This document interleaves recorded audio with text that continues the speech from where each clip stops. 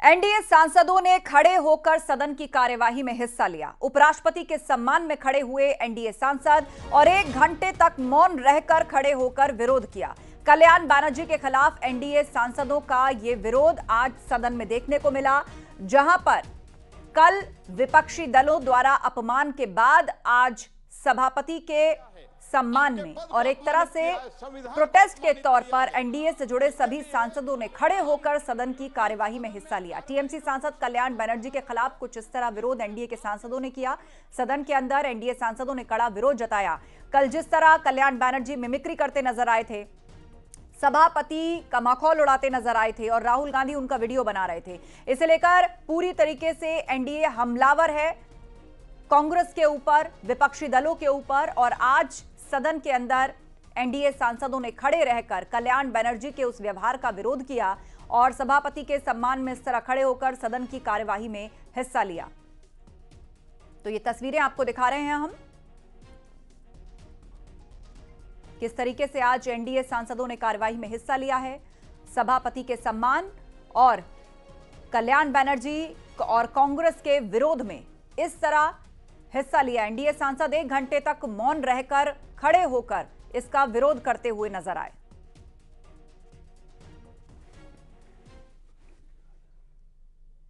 और राज्यसभा के सभापति और उपराष्ट्रपति जगदीप धनखड़ का तृणमूल कांग्रेस के सांसद कल्याण बनर्जी ने मिमिक्री कर मजाक उड़ाया।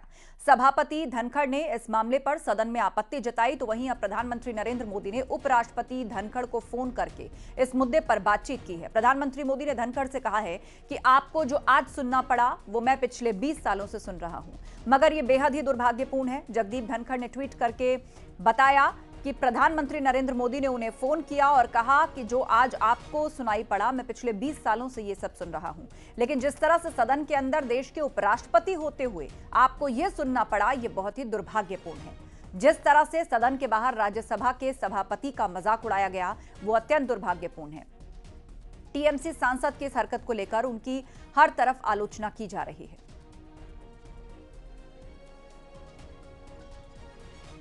तो तस्वीर आप देख रहे हैं किस तरीके से मिमिक्री कर रहे थे कल्याण बनर्जी, सभापति की मजाक उड़ा रहे थे।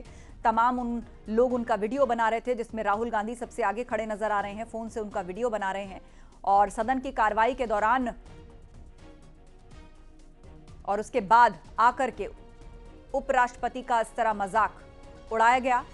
इस पर प्रधानमंत्री मोदी ने जगदीप धनखड़ से बातचीत की और उनको कहा कि जो आज उन्हें सहना पड़ा वो पिछले 20 सालों से सह रहे हैं। राष्ट्रपति द्रौपदी मुर्मू ने भी ट्वीट किया और लिखा, जिस तरह से हमारे सम्मानित उपराष्ट्रपति को संसद परिसर में अपमानित किया गया, उसे देखकर मुझे निराशा हुई। निर्वाचित प्रतिनिधियों को अपनी अभिव्यक्ति के लिए स्वतंत्र होना चाहिए, लेकिन उनकी अभिव्यक्ति की गरिमा और शिष्टाचार के मानदंडों के भीतर होना चाहिए। यह संसदीय परंपरा रही है जिस पर हमें गर्व है और भारत के लोग उनसे इसे कायम रखने की उम्मीद करते हैं।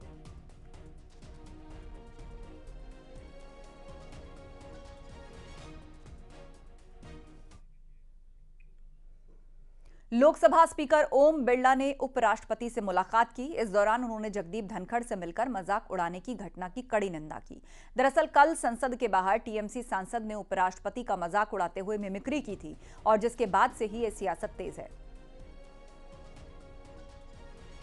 तो टीएमसी सांसद ने मजाक उड़ाया था, जिसके बाद उपराष्ट्रपति से मुलाकात की लोकसभा स्पीकर ने। जगदीप धनखड़ से मिले हैं ओम बिरला और इस पूरी घटना की उन्होंने निंदा की। टीएमसी सांसद ने मिमिक्री की थी और मखौल उड़ाया था। उपराष्ट्रपति से मुलाकात की लोकसभा स्पीकर ने।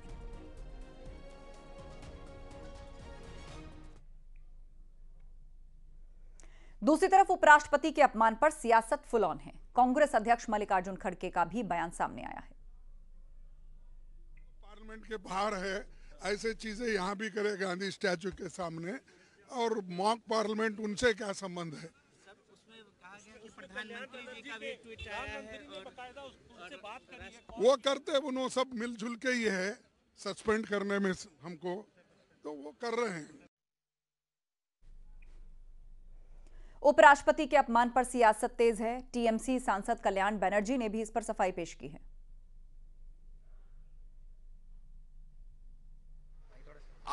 have never any intention to hurt anyone. Dhankar Saab is also in my profession. He is a senior than me. He is also senior advocate. I am also senior advocate. In our profession, we never hurt anyone. I did not intend to do it. But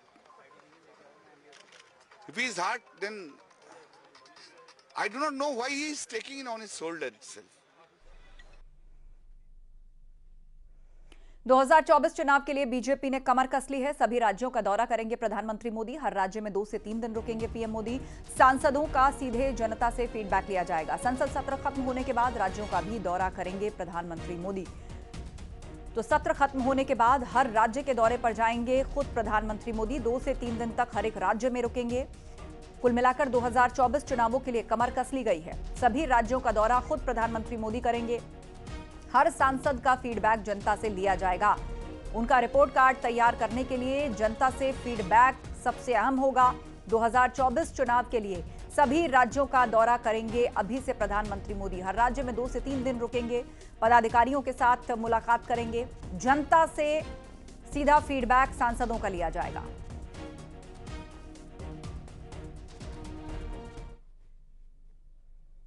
BSP सांसद श्याम सिंह यादव ने BSP के इंडी गठबंधन में शामिल होने की वकालत की। उन्होंने कहा, मैं चाहता हूं कि बीएसपी भी इंडिया गठबंधन का हिस्सा बने। उन्होंने कहा कि जब भी दल एक साथ आ रहे हैं तो बीएसपी को भी गठबंधन में शामिल हो जाना चाहिए। उन्होंने कहा, मायावती से हम समय समय पर इसको लेकर बात करते रहते हैं।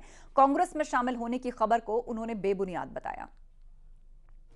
मेरा जाति ख्याल है, व्यक्तिगत विचार है, उसके हिसाब से तो शामिल होना चाहिए।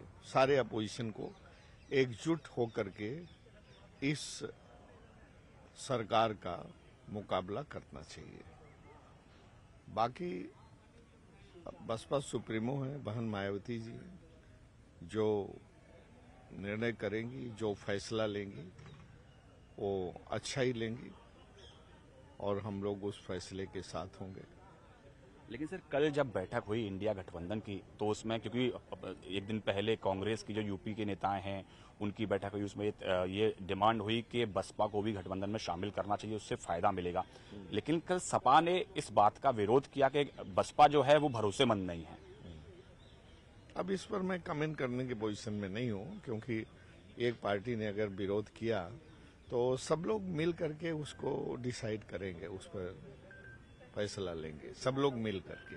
जितने वो तो इंडिया घटक दलों को सबको मिल करके उसके बारे में सामूहिक रूप से फैसला लेना है।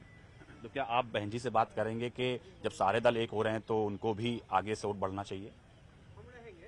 हम लोग समय समय पर करते रहते हैं और करेंगे भी।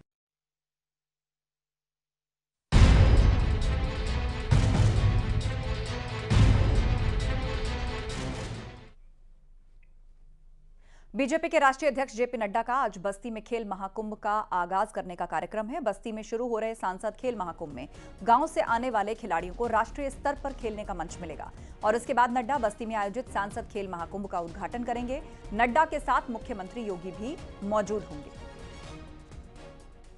तो जेपी नड्डा का बस्ती पहुंचने का कार्यक्रम है। बस्ती में खेल महाकुंभ में शामिल होंगे जेपी नड्डा। सांसद खेल महाकुंभ में शामिल होंगे जेपी नड्डा।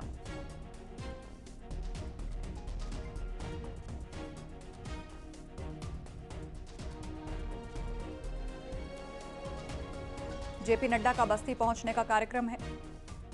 जेपी नड्डा का बस्ती पहुंचने का आज कार्यक्रम है। दरअसल खेल महाकुंभ में शामिल होंगे बीजेपी के राष्ट्रीय अध्यक्ष जेपी नड्डा। इसके कार्यक्रम में पहुंचेंगे। गांव से आ रहे खिलाड़ियों को राष्ट्रीय स्तर तक मंच मिल पाए, उसके लिए जिला स्तर पर इस तरह के बड़े कार्यक्रम उत्तर प्रदेश में जगह जगह रखे जा रहे हैं। इसीलिए इसे खेलों का महाकुंभ कहा जा रहा है, ताकि दूर दराज गांव से भी जुड़ी हुई जो प्रतिभाएं हैं, जिनके अंदर वो सामर्थ्य है कि वो राष्ट्रीय स्तर पर देश का प्रतिनिधित्व कर पाएं, उनको सही मंच मिले। यही मकसद ऐसे कार्यक्रमों का, और आज उसमें शामिल होने के लिए भाजपा के राष्ट्रीय अध्यक्ष जेपी नड्डा पहुंच रहे हैं।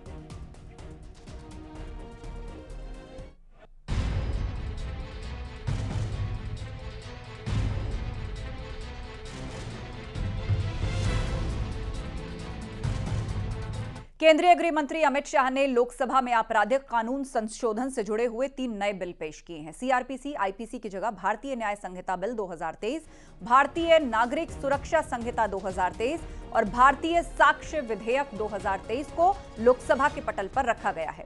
गृह मंत्री अमित शाह ने कहा है कि ये बिल आपराधिक कानूनों में सुधार के लिए लाए गए। आज अमित शाह लोकसभा में इस पर जवाब देंगे और फिर वोटिंग होगी और बिल के पास होने पर इन बिलों को राज्यसभा में पेश किया जाएगा और वहां से पास होने के बाद राष्ट्रपति की मंजूरी के लिए भेजा जाएगा। राष्ट्रपति द्रौपदी मुर्मू के साइन होते ही ये 3 बिल कानून की शक्ल ले लेंगे। तो लोकसभा में न्याय संहिता बिल समेत 3 बिल पेश किए गए हैं। गृह मंत्री अमित शाह ने इन बिलों को पेश किया है। क्राइम सीन पर फोरेंसिक टीम अनिवार्य होगी, ये अहम बदलाव होंगे, उनके बारे में जान लीजिए। आखिर इन बिलों के मायने क्या हैं? ऑनलाइन मिलेगी मुकदमों की जानकारी। कोर्ट देगा कुर्की का आदेश। गिरफ्तारी हुई तो देनी होगी परिवार को सूचना। पीड़िता के बयान की रिकॉर्डिंग की जाएगी। बिना गिरफ्तारी के लिया जाएगा सैंपल।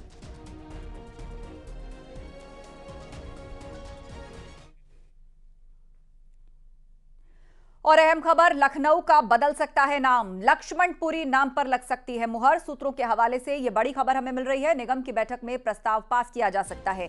आज ही पेश किया जाएगा प्रस्ताव, सूत्र ये बता रहे हैं, और प्रस्ताव पास कर इसे शासन को भेजा जाएगा। कई दिनों से नाम बदलने की चर्चा चल रही थी। नगर निगम कार्यकारिणी की होने वाली बैठक में लखनऊ का नाम बदलकर लक्ष्मणपुरी करने का प्रस्ताव पास हो सकता है। सूत्रों से मिल रही जानकारी के मुताबिक इस प्रस्ताव को आज पेश किया जा सकता है। नगर निगम से प्रस्ताव पास होने के बाद इसे शासन को मंजूरी के लिए भेजा जाएगा। आपको बता दें, लखनऊ के नाम को बदलने की चर्चा पिछले काफी वक्त से चल रही है। अब नगर निगम ने कार्यकारिणी की बैठक में इस प्रस्ताव को उसकी ओर से रखा जा सकता है, यह खबर मिल रही है।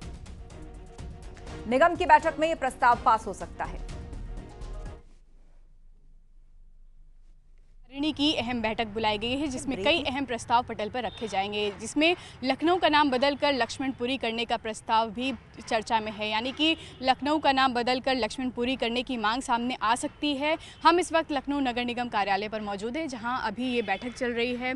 इससे पहले भी कई बार पूर्व में लखनऊ का नाम बदलने को लेकर राजनीति होती आई है, चर्चा होती आई है, लेकिन आज ये प्रस्ताव नगर निगम में रखा जा सकता है कि लखनऊ का नाम बदलकर लक्ष्मणपुरी होना चाहिए, क्योंकि लखनऊ जो है वो लक्ष्मण जी की नगरी है। कई सारी किताबों में भी इस चीज़ का जिक्र है। कई सारे भाजपा नेता भी इस बात के ऊपर बयान दे चुके हैं। ऐसे में लखनऊ नगर निगम का नाम बदलकर लक्ष्मणपुरी करने की मांग अगर रखी जाती है